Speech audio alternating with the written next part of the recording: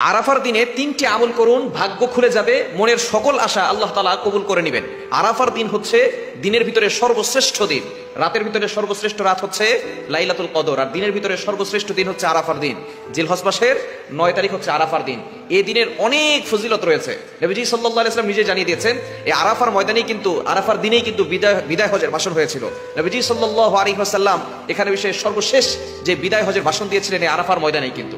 সুতরাং আরাফার ময়দানের গুরুত্ব অনেক বেশি এবং নবীজি সাল্লাল্লাহু আলাইহি ওয়াসাল্লাম জানিয়ে দিয়েছেন যে ব্যক্তি এই দিনে রোজা রাখবে তার আগের এবং পরের বছরের অর্থাৎ 2 বছরের গুনাহ আল্লাহ তাআলা ক্ষমা করে দিবেন। আগের 1 বছরের গুনাহ আর পরের 1 বছরের গুনাহ আল্লাহ তাআলা ক্ষমা করে দিবেন। এজন্য এই আরাফার দিনে 3টি আমল যারা করবে আল্লাহ পাক রব্বুল আলামিন তাদের ভাগ্য খুলে দিবেন, মনের আশা পূরণ করবেন। অবশ্যই রোজা অবশ্যই রাখার চেষ্টা করবেন। আরাফার দিনে অবশ্যই রোজা রাখবেন, কারণ নবীজি সাল্লাল্লাহু আলাইহি ওয়াসাল্লাম নিজে জানিয়ে দিয়েছেন মুসলিম শরীফের 1162 নম্বর হাদিস, সিয়ামু ইয়াউমি আরাফা আহতাসিবু আলাল্লাহ আইয়ুকাফিরু আস-সানাতাল্লাতী ক্বাবলা ওয়াস-সানাতাল্লাতী বা'দা। যারা আরাফার দিনে রোজা রাখবে নবীজি সাল্লাল্লাহু আলাইহি ওয়াসাল্লাম বলেছেন আমি ধারণা করছি আল্লাহ তাআলা তার আগের 1 বছরের গুনাহ আর পরের 1 বছরের গুনাহ মাফ করে দিবেন। এজন্য আরাফার দিন অবশ্যই রোজা রাখার চেষ্টা করবেন। রোজা রাখা অবস্থায় আপনি 3টি আমল করবেন এবং রোজা রেখে অবশ্যই দোয়া করবেন, কারণ রোজা রেখে দোয়া করলে আল্লাহ তাআলা দোয়া কবুল করেন। 1 নাম্বার যে আমলটা করবেন সেটা হচ্ছে ইস্তেগফারের আমল করবেন। আল্লাহ পাক রব্বুল আলামিন নিজে বলে দিয়েছেন যারা ইস্তেগফার আমল করবে তাদেরকে আল্লাহ তাআলা অসংখ্য অগণিত পুরস্কার দান করবেন। সূরাতুন নূহের 10, 11, 12 এই আয়াতগুলোতে আল্লাহ তাআলা জানিয়ে দিয়েছেন। 29 নম্বর পারার 12 নম্বর পৃষ্ঠার 9, 10, 11, 12 নম্বর লাইনগুলোতে আল্লাহ তাআলা সুন্দর করে জানিয়ে দিয়েছেন, ফাকুল তুস্তাগফিরু রাব্বাকুম ইন্নাহু কানা গফফারা ইউরসিলিস সামাআ আলাইকুম মিদরারা ওয়া ইউমদিদুকুম বিআমওয়ালিন ওয়া বানিনা ওয়া ইয়াজআল লাকুম জান্নাত ওয়া ইয়াজআল লাকুম আনহারা। আল্লাহ পাক রব্বুল আলামিন জানিয়ে দিয়েছেন ইস্তেগফারের এতটা ফজিলত, যে ব্যক্তি ইস্তেগফার করবে আল্লাহ পাক রব্বুল আলামিন গুফিরা লাহু মা তাকদ্দামা মিন যামবি all previous sins will be forgive, তার পিছনে সব গুনাহ আল্লাহ তাআলা ক্ষমা করে দিবেন। শুধু তাই নয়, আল্লাহ পাক রব্বুল আলামিন সম্পদ দান করবেন, সন্তান দান করবেন, জান্নাত দিবেন, জাহান্নাম থেকে মুক্তির ব্যবস্থা করে দিবেন। এজন্য ইস্তেগফার আমল বেশি বেশি করবেন।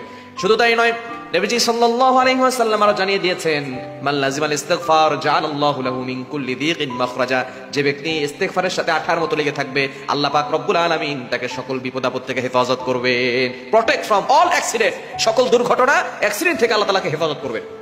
এজন্য অবশ্যই আমরা ইস্তেগফার আমল বেশি বেশি করব। এই আরাফার দিনে 1 নম্বর আমল হচ্ছে ইস্তেগফার, কারণ এই দিনে আল্লাহ তাআলা অসংখ্য অগণিত মানুষের গুনাহ খাতাগুলো ক্ষমা করে দিবেন। 2 নম্বর হচ্ছে দুরূদ শরীফের আমল, নবীজির প্রতি দুরূদ পাঠ করা। দুরূদের ভিতরে সর্বশ্রেষ্ঠ দুরূদ হচ্ছে দুরূদ ইব্রাহিম, যেটা নামাজের ভিতরে পড়ি। যদি এটা পড়তে না পারেন তাহলে সাল্লাল্লাহু আলাইহি ওয়াসাল্লাম এটা পড়তে পারেন, এটা সবচেয়ে ছোট্ট দুরূদ। যত বেশি পারবেন নবীজির প্রতি দুরূদ পাঠ করবেন। দুরূদ পড়লে আল্লাহ তাআলা ওই বান্দার প্রতি খুশি হয়ে যান এবং নবীজি খুশি হয়ে যান এবং নবীজি কিয়ামতের ময়দানে তার ব্যাপারে সুপারিশ করবেন। এজন্য অবশ্যই আমরা দুরূদের আমল করব। 2 নাম্বার। 3 নাম্বার আমল হচ্ছে আমরা দোয়া করব। অবশ্যই রোজা রাখতে হবে, রোজা রেখে আমরা এই 3টি আমল করব। 1 নম্বর ইস্তেগফার আমল করব, 2 নম্বর দুরূদ শরীফের আমল করব, 3 নাম্বার আমরা আল্লাহর কাছে দোয়া করব। আরাফার ময়দানে যে সব হাজিরা যারা থাকবেন তারা একটি দোয়া করবেন, লা ইলাহা ইল্লাল্লাহু ওয়াহদা লা শারীকা লা লাহুল মুলকু ওয়া লাহুল হামদু ওয়া হুয়া আলা কুল্লি শাইইন কাদির। এখানে আল্লাহ পাক রব্বুল আলামিন তার পরিচয় দিয়ে দিয়েছেন। এই বাক্যটা কিন্তু আমরা সকলেই জানি, তাই না? বিশেষ করে মাগরিবের নামাজের পূর্বে যারা রোজা রাখবো তারা ইফতারের পূর্বে দোয়া করব। ইফতারের পূর্বে দোয়া করলে দোয়া কবুল হয়। এই সময় সারাদিন আমরা এই দোয়াটা বেশি বেশি করব আর ইস্তেগফার দুরূদ শরীফের আমল বেশি বেশি করব। দোয়া করলে আল্লাহ পাক রব্বুল আলামিন আপনার সকল চাওয়া পাওয়াগুলো কবুল করবেন এবং আল্লাহ তাআলা আপনার ভাগ্য পর্যন্ত খুলে দিতে পারেন। কারণ আরাফার দিনে দোয়া যদি কবুল হয়ে যায় তাহলে আল্লাহ তাআলা আপনার সকল আশা পূরণ করবেন।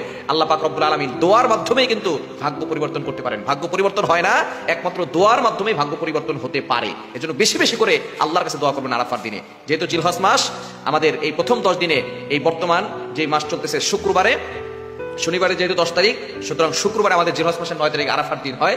আমরা এই জিলহজ মাসের 9 তারিখ এই শুক্রবারে আমরা রোজা রাখার চেষ্টা করবো ইনশাআল্লাহ। আমরা তার আগের দিনও রাখবো, কারণ তার আগের দিনে রোজা রাখাও অনেক ফজিলত। এই জিলহজ মাসের প্রথম 8 থেকে 9 দিন অনেক ফজিলত। এক একটি রোজার পরিবর্তে আল্লাহ তাআলা 1 বছর রোজা রাখার সওয়াব দান করবে। আর আরাফার দিনে রোজা রাখলে আগের 1 বছর আর পরের 1 বছরের গুনাহ আল্লাহ তাআলা ক্ষমা করে দিবেন। এজন্য বেশি বেশি করে রোজা রেখে আমরা আল্লাহর কাছে 3টি দোয়া করব, ইস্তেগফার দুরূদ শরীফের আমল করব এবং আল্লাহর কাছে বেশি বেশি করে দোয়া করলে আল্লাহ তাআলা সব দোয়াগুলো কবুল করে নিবেন।